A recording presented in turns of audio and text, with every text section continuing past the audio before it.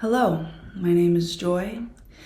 Today I will be reading Chapter 5 from Neville Goddard's book, At Your Command, from 1939. Let's begin. I am the vine, and ye are the branches. Consciousness is the vine, and those qualities which you are now conscious of being are as branches that you feed and keep alive. Just as a branch has no life except it be rooted in the vine, so likewise things have no life except you be conscious of them. Just as a branch withers and dies, it is the sap of the vine ceases to flow towards it, so do things in your world pass away if you take your attention from them. Because your attention is as the sap of life that keeps alive and sustains the things of your world. To dissolve a problem that now seems so real to you, all that you do is remove your attention from it. In spite of its seeming reality, turn from it in consciousness. Become indifferent and begin to feel yourself to be that which you would be the solution of the problem. For instance, if you were imprisoned, no man would have to tell you that you should desire freedom. Freedom, or rather the desire of freedom, would be automatic. So why look behind the four walls of your prison bars? Take your attention from being imprisoned and begin to feel yourself free. Feel it to the point where it is natural. The very second you do so, those prison bars will dissolve. Apply this same principle to any problem. I have seen people who are in debt up to their ears apply this principle, and then in the twinkling of an eye, debts that were mountainous were removed. I have seen those whom doctors have given up as incurable take their attention away from their problem of disease and begin to feel themselves to be well in spite of the evidence of their senses to the contrary. In no time at all, this so-called incurable disease vanished and left no scar. Your answer to "Whom do you say that I am?" ever determines your expression. As long as you are conscious of being imprisoned or diseased or poor, so long will you continue to outpicture or express these conditions. When man realizes that he is now which he is seeking and begins to claim that he is, he will have proof of his claim. This cue is given you in words, "Whom ye seek?" And ye answered, "Jesus." And the voice said, "I am he." Jesus here means salvation or savior. You are seeking to be salvaged from that which is not your problem. I am is he that will save you. If you are hungry, your savior is food. If you are poor, your savior is riches. If you are imprisoned, your savior is freedom. If you are diseased, it will not be a man called Jesus who will save you, but health will become your savior. Therefore, claim, "I am he." In other words, claim yourself to be the thing desired. Claim it in consciousness, not in words, and consciousness will reward you with your claim. You are told, "You shall find me when you feel after me." Well, feel after that quality in consciousness until you feel yourself to be it.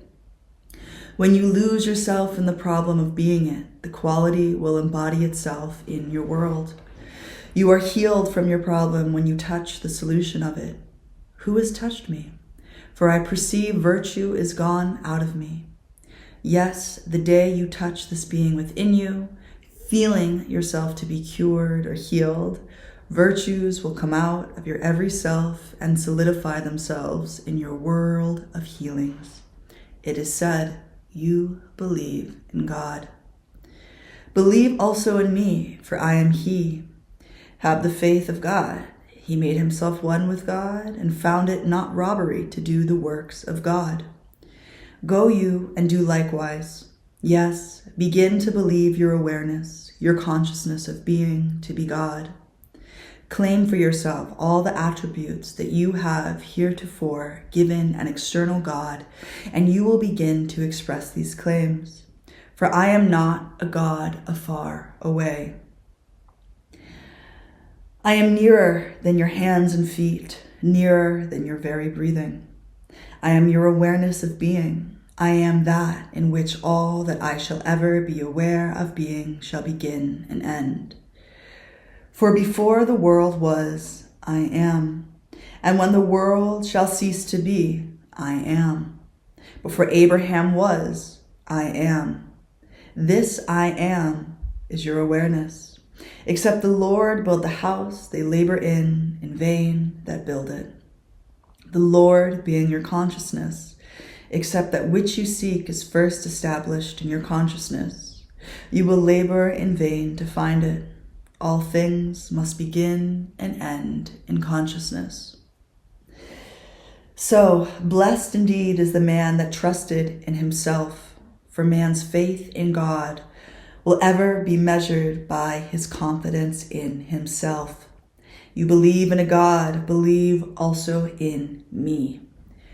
Put not your trust in men, for men but reflect that being that you are, and can only bring to you or do unto you that which you have first done unto yourself. No man taketh away my life, I lay it down myself. I have the power to lay it down and the power to take it up again. No matter what happens to man in this world, it is never an accident. It occurs under the guidance of an exact and changeless law.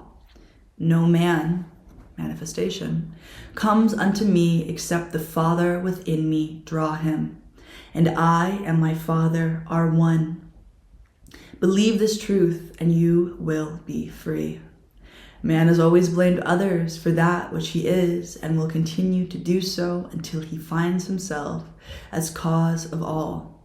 I am comes not to destroy, but to fulfill. I am, the awareness within you, destroys nothing, but ever fulfill the molds or conceptions one has of oneself.